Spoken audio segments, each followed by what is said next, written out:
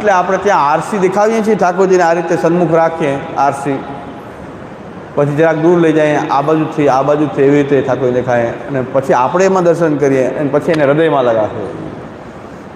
હા, આપણે આરસી આ રીતે કરતા, આમાં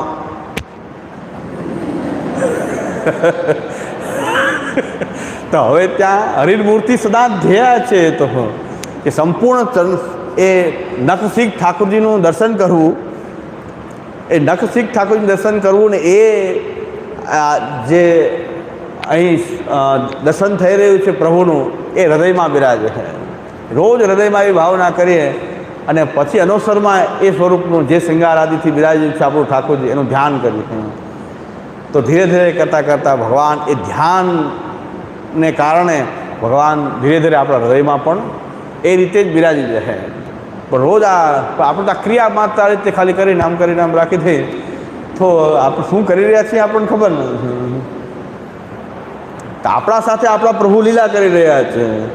સવારથી મંગલાથી જાગવાથી લઈને ઓઢવા પર્યંત ક્યાંક શાંતિથી બેસીને એ લીલાઓનું ભગવાને આપણી સાથે જે આ લીલા કરી એનું ધ્યાન કરવું જોઈએ.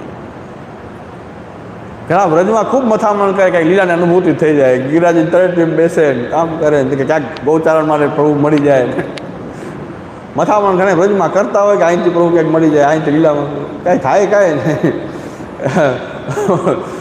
કારણ કે ભાવ હોય તો બધે થઈ શકે, જો ભાવ જ પ્રકટ નથી તો ક્યાંય વાટ જોયા કરીએ. પણ એ તો ઘરે તો સ્પષ્ટ કરી રહ્યા છે, દર્શને સ્પષ્ટ આપી રહ્યા છે ઠાકોરજી, દર્શન આપી રહ્યા છે, સ્પર્શ આપી રહ્યા છે, તો બધી લીલા આપણી સાથે કરી રહ્યા છે પ્રભુ.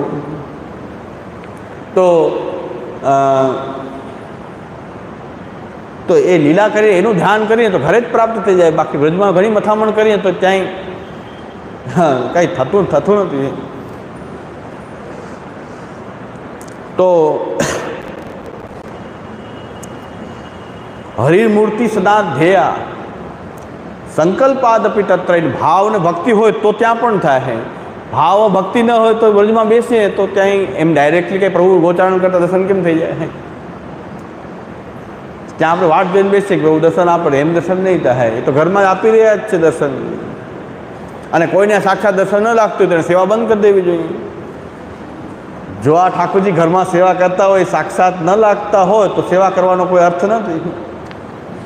તો એ કોઈ સેવા કરવાનો અર્થ નથી. તો સાક્ષાત હોય તો પછી એની બધી લીલા માનવી જોઈએ. તો હવે જે કરી રહ્યા છે લીલા કરી રહ્યા છે.